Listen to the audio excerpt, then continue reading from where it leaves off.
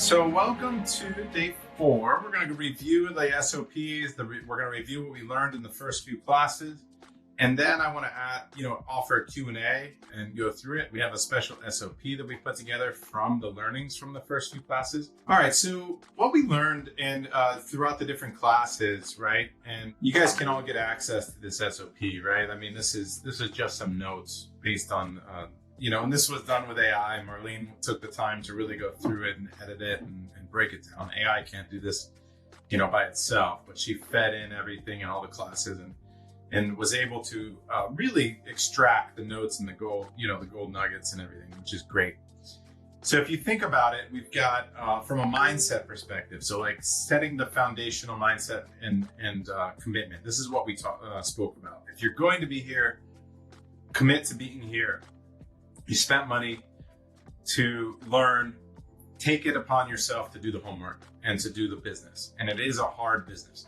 So after doing the class and going through and looking at products and digging into the data and using data dive, using AI, you may have been like, you know what, this business is not for me. After watching how to source and deal with factories, you may have just been like, you know what, like, I'm glad I went through this class because I figured it out. Like, this is not the right business for me. I'm not going to be happy doing this. And that's okay. That was a much cheaper way to figure it out than going and buying a bunch of inventory, starting it on Amazon, and then kind of like going through the motions until you lost all your money. I've seen that happen a lot of times. People don't make the commitment. They just kind of like go through the motions and then they lose the money. So I'm glad you figured it out. But if you are sure, if this did excite you and you got some juices flowing, some creative juices and excitement going, you still got to stick to it. There's a lot more to learn. The learning curves are still really, really steep. You still have to figure out logistics and certifications and testing, and then you have to do the design and the content for your listings and listing design. Then you have to do the marketing and the PPC. We're doing a 12-week PPC class certificate program right now. We're in week 11.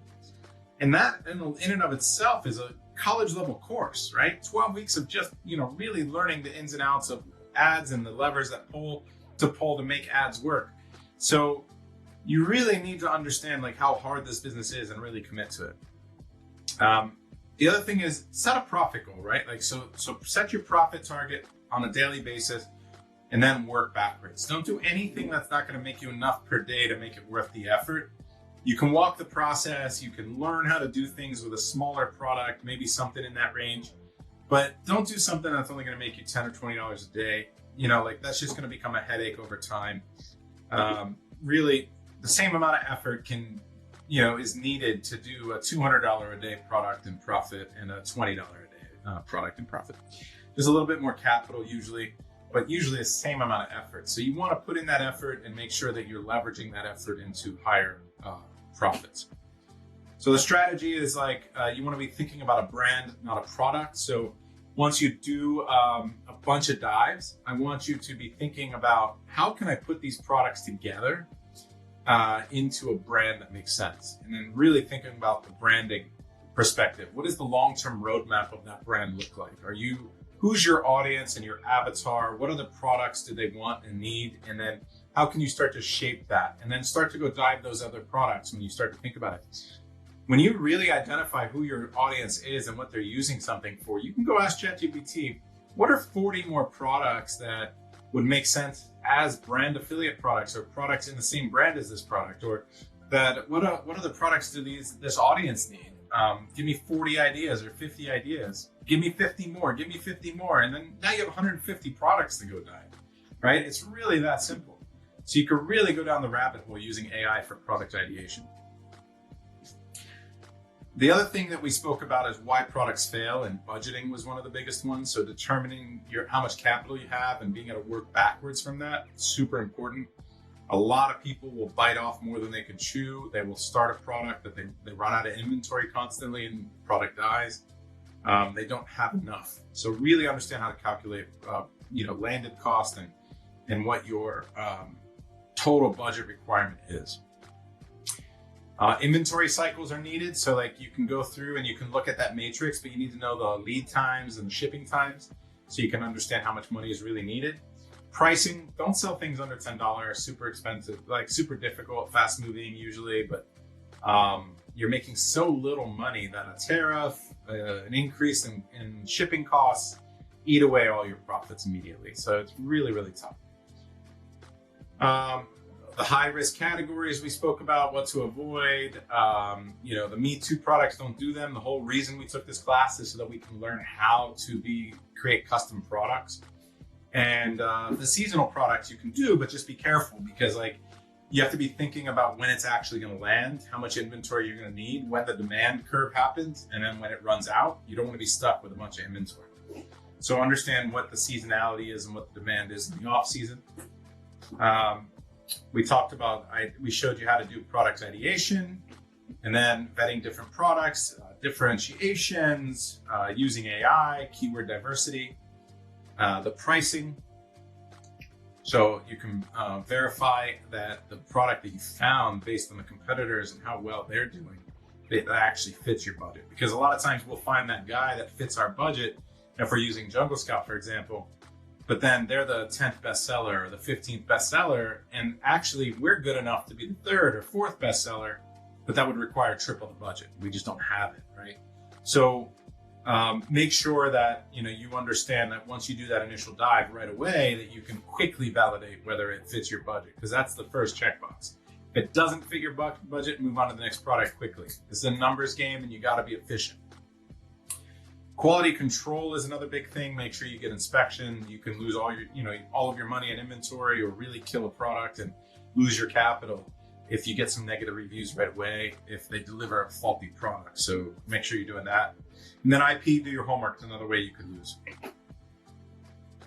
We spoke about how to deep dive the niche, looking at the, going into the data, how to clean up the master keyword list to make sure it's only including keywords that you can get sales from, how to add keywords to it, leveraging AI in the algorithm so that you can have the AI tell you potentially how to make the product better. We spoke in detail about variation strategies and why they're so important, and then to be aware of niches where all the competitors have variations and you are trying to enter it without them. That's very, very dangerous. We also spoke about, the seasonality and the trends.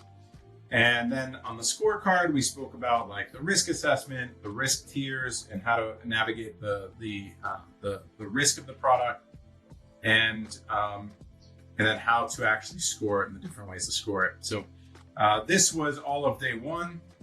And then in day 2, we have our review. I want you guys to review that. And then on day 3, we have the sourcing. So we're picking the pick view results, when we're incorporating that feedback, and then we're going to go back and we're going to create the requirements for the factories.